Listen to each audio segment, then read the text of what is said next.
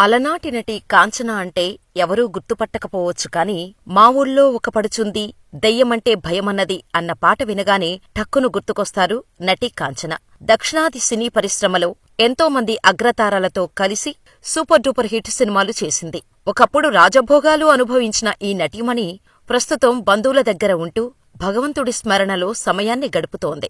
స్క్రీన్పై అమాయకత్వంతోనూ అంతంతోనూ ప్రేక్షకులను మైమరిపించిన కాంచన జీవితంలో ఎన్నో కష్టాలు అనుభవించారు. సొంత తల్లిదండ్రుల చేతుల్లోనే మోసపోయి ఒంటరిగా మిగిలిపోవాల్సి వచ్చింది. అసలు కాంచన గారిని తల్లిదండ్రులు ఎందుకు మోసం చేశారు? ఆమె లైఫ్లో ఏం జరిగింది? Watch the story. చాలా మంది కాంచన గారిని తమిళ నటి అని అనుకుంటారు. కాని ఆమె అచ్చ తెలుగు ఆడపిల్ల.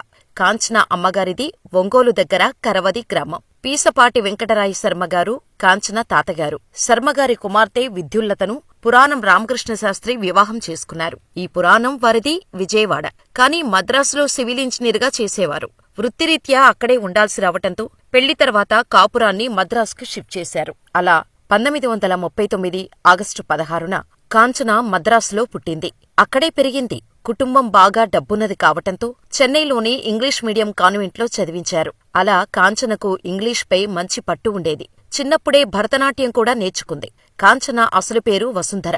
చిన్నప్పుడు కరవది వచ్చినప్పుడు ఒక కోయదర ఆమెను చూసి బంగారు భవిష్యత్తు ఉందని జోష్యం చెప్పాడు. దీంతో అందరూ తెగమురిసిపోయారు. ఇదిలా ఉండగా తండ్రి రామకృష్ణ శాస్త్రి ఉద్యోగం మానేసి వ్యాపారం చేయాలని ఉన్న డబ్బునంతా పెట్టుబడిగా పెట్టేశాడు. మొదట నెమ్మదిగా నడిచిన వ్యాపారం క్రమంగా దివాలా తీసే పరిస్థితికి వచ్చేశారు. పెట్టిన పెట్టుబడి రాక ఉన్న డబ్బు అయిపోయి చేతిలో చిల్లి గవ్వలేక రోడ్డుమీదకు వచ్చేసింది కాంచన కుటుంబం. బంధువులు, స్నేహితులు ఎవరూ సాయం చేయటానికి ముందుకు రాలేదు. ఆర్థిక సమస్యలు చుట్టుముట్టాయి. రోజు గడవటం కూడా భారంగా మారిపోయింది. కోలముఖం, తీరైన ముక్కు, ఆల్చిప్పల్లాంటి కళ్ళు, చక్కని పలువరుసతో కూడిన నవ్వు, స్లిమ్ పర్సనాలిటీతో చూడగానే హీరోయిన్ అనిపించేలా ఉన్న కాంచన గారికి ఎయిర్ హోస్టెస్గా జాబ్స్ ఖాళీ ఉన్నాయని తెలిసింది. దీంతో అప్పటికే ఇంగ్లీష్లో బాగా పట్టు సాధించిన కాంచన గారికి అందం కూడా తోడవటంతో ఎయిర్ హోస్టెస్గా ఉద్యోగం వచ్చేసింది.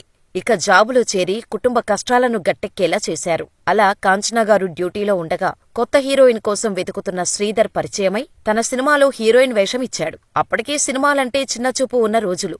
అలా కావటంతో కొంత ఆలోచించిన కాంచనగారు తల్లిదండ్రులను అడిగి చెబుతానని చెప్పి ఆయన నెంబర్ తీసుకుంది. ఇక ఇంటికి వెళ్లి హీరోయిన్గా అవకాశం వచ్చిందని చెప్పారు కాంచన. సినిమాల్లో ఆదాయం బాగా వస్తుంది కాబట్టి తల్లిదండ్రులు కూడా అభ్యంతరం చెప్పలేదు. అలా కాంచనగారు కాదలిక్క నేరమిల్లై సినిమాలో నటించింది. కొత్త హీరోని ఎలా యాక్ట్ చేస్తుందో ప్రేక్షకులు ఆదరిస్తారో లేదో అని ప్రొడ్యూసర్, డైరెక్టర్ చాలా భయపడ్డారు. కానీ ఈ సినిమా సూపర్ డూపర్ హిట్ అయింది. ఈ సినిమాతో కాంచన వెనుతిరిగి చూడలేదు. వరుస పెట్టి ఆఫర్లు వచ్చాయి. చేతి నిండా డబ్బు. కాల్షీట్లు ఖాళీ లేక కొన్ని సినిమాలను సైతం వదులుకోవాల్సి వచ్చింది. ఒక్క సినిమాతోనే ఇంత క్రేజా అని బంధువులు సైతం ఆశ్చర్యపోయారు. ఎవరైతే దూరం పెట్టారో వారే కాంచన తన బంధువు అంటూ చెప్పుకోవటం మొదలుపెట్టారు. ఇక కాదలిక్క నేరమిల్లైని తెలుగులో ప్రేమించి చూడుగా తీశారు. సి. పుల్లయ్య దర్శకత్వం వహించారు. ఇందులో అక్కినేని సరసన రాజశ్రీ నటించగా జగ్గయ్య పక్కన కాంచన నటించింది. తెలుగులో కూడా తొలి సినిమా హిట్ కావటంతో తెలుగులో సైతం బిజీ హీరోయిన్ అయిపోయింది కాంచన.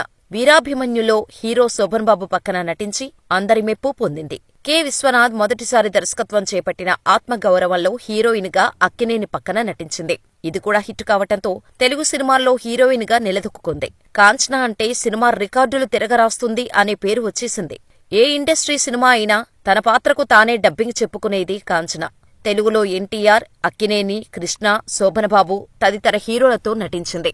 తమిళంలో ఎంజీఆర్, శివాజీ గణేశన్, జెమినీ గణేశన్ వంటి పెద్ద హీరోల సరసన హీరోయిన్గా చేసింది. కన్నడంలో రాజ్కుమార్, అంబరీష్ సరసన, మలయాళంలో ప్రేమ్ నజీర్ తదితరులతో హీరోయిన్గా నటించింది. 70వ దశకంలో క్వీన్ ఆఫ్ 70s అని కాంచనను అందరూ పొగిడేవారు. తర్వాత క్యారెక్టర్ ఆర్టిస్టుగా కూడా చేసింది. హీరోయిన్గా ఫుల్ బిజీగా ఉన్నప్పుడు అప్పట్లోనే కోట్లు విలువ చేసే ఆస్తులు కూడబెట్టగలిగింది కాంచన.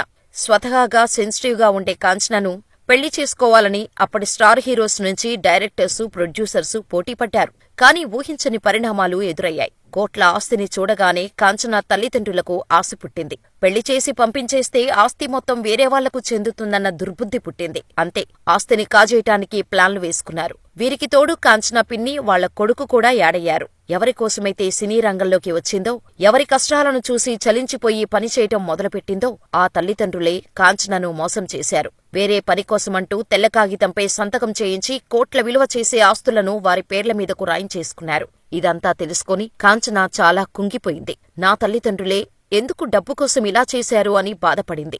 అప్పటికే సినిమాల్లో అవకాశాలు తగ్గిపోయాయి. క్యారెక్టర్ ఆర్టిస్టుగా చేస్తున్నా రెమ్యునరేషన్ తక్కువే వస్తుంది.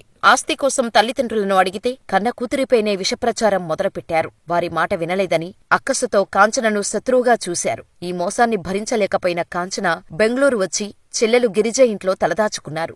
సంపాదించిన కోట్ల ఆస్తి మొత్తం పోవటంతో ఆమె దిక్కుతోచని స్థితిలో పడిపోయింది. అప్పటికే సినిమా అవకాశాలు తగ్గిపోయాయి. చెల్లెలు ఇంటికి దగ్గరలో ఉన్న గుడిలో సేవలు చేస్తూ కాలం గడిపింది. కనీసం తన దుస్థితిని చూసైనా తల్లిదండ్రులు మారతారని చూసింది. కాని వారిలో మార్పు రాలేదు. ఇక చెల్లెలు ఆమె భర్త సహకారంతో తల్లిదండ్రులకు వ్యతిరేకంగా న్యాయ పోరాటం చేసి పోగొట్టుకున్న ఆస్తిని తిరిగి సంపాదించింది కాంచన. ఆ ఆస్తులలో దాదాపు 15 కోట్లకు పైగా విలువగల స్థలాలను 2010లో తిరుమల తిరుపతి దేవస్థానానికి రాసిచ్చేసింది. ఏ నటి ఇంతవరకు అంత పెద్ద మొత్తంలో తిరుమల వెంకన్నకు విరాళంగా ఇవ్వలేదు.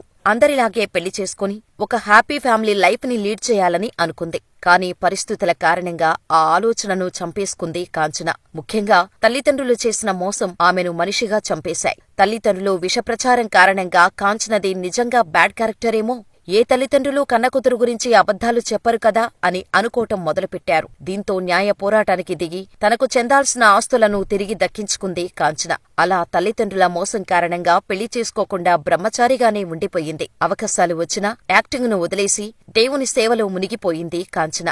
చెల్లెలతో కలిసి ఉంటున్న కాంచన 2018లో వచ్చిన అర్జున్ రెడ్డి సినిమాలో నటించింది. హీరోయిన్ గా, నానమ్మగా యాక్ట్ చేసి అందరి చూపులు మరోసారి తనవైపు తిప్పుకునేలా చేసింది. ఆ తర్వాత సినిమాల్లోనూ సీరియల్స్ లోనూ ఎన్నో ఆఫర్స్ వచ్చినా సున్నితంగా తిరస్కరించారు కాంచన. మస్క మస్క చీకటిలో మల్లెతోట వెనకాల అనే పాటను చూసినా రంభా ఊర్వశి తలదన్నే రమణీలలలామా ఎవరీమే, అందెను నేడే అందని జాబిల్లి, నా అందాలన్నీ అతని వెన్నెలలే, పాలరాతి మందిరాన పడతి బొమ్మ అందం, పూజకు వేళాయేరా రంగపూజకు వేళాయేరా పాటలను విన్నా కాంచన కోసమే ఈ పాటలు రాశారు అన్నట్టు ఉండేది ఆమె అందం. హీరోయిన్ గా ఎంతో పేరు సంపాదించిన ఆమెను తల్లిదండ్రులే మోసం చేయటం చాలా బాధాకరం. ఇది అలనాటి అందాల తార కాంచన గారి లైఫ్ స్టోరీ. మరి ఆమె గురించి మీరేమనుకుంటున్నారో మాకు కామెంట్ చేయండి.